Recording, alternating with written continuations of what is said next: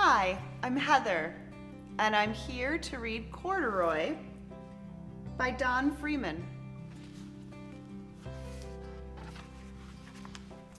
Corduroy is a bear who once lived in the toy department of a big store.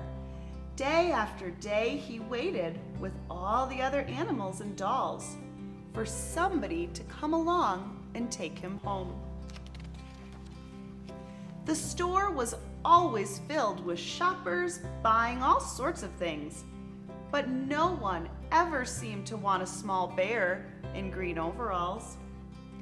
Then one morning, a little girl stopped and looked straight into Corduroy's bright eyes. "Oh, Mommy," she said, "look! There's the very bear I've always wanted." "Not today, dear," her mother sighed. "I've spent too much already. Besides, he doesn't look new. He's lost the button to one of his shoulder straps."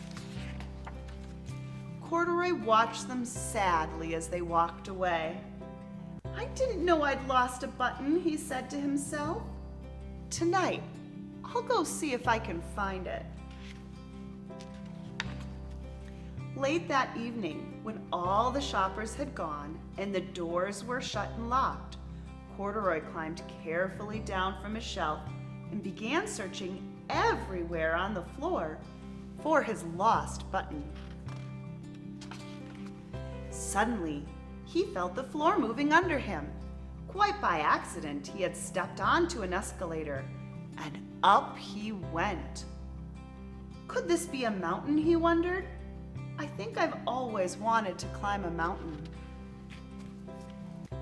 He stepped off the escalator as it reached the next floor, and there before his eyes was a most amazing sight. Tables and chairs and lamps and sofas and rows of beds. "This must be a palace," Corduroy gasped. "I guess I've always wanted to live in a palace." He wandered around admiring the furniture. "This must be a bed," he said. "I've always wanted to sleep in a bed." And up he crawled onto a large, thick mattress. All at once he saw something small and round. "Why, here's my button," he cried, and he tried to pick it up. But, like all the other buttons on the mattress, it was tied down tight.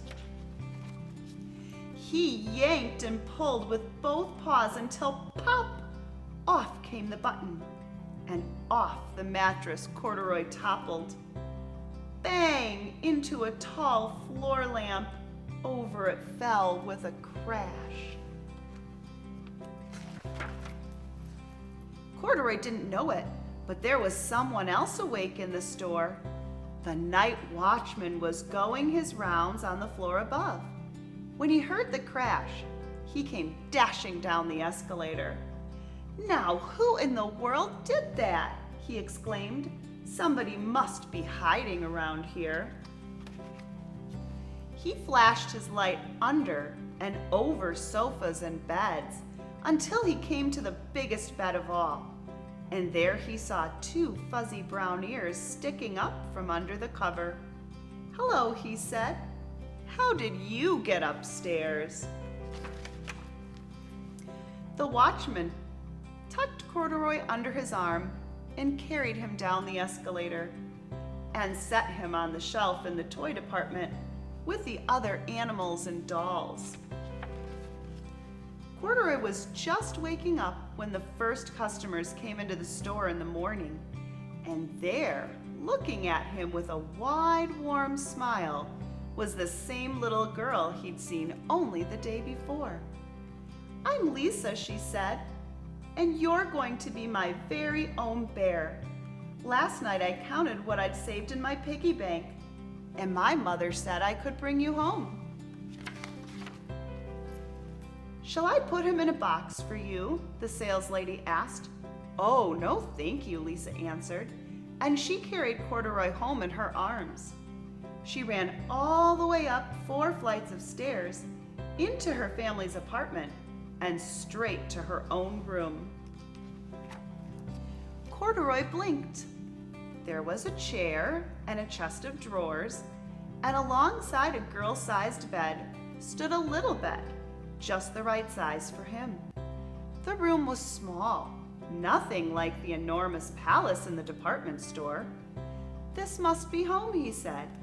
"I know I've always wanted a home." Lisa sat down with Corduroy on her lap and began to sew a button on his overalls.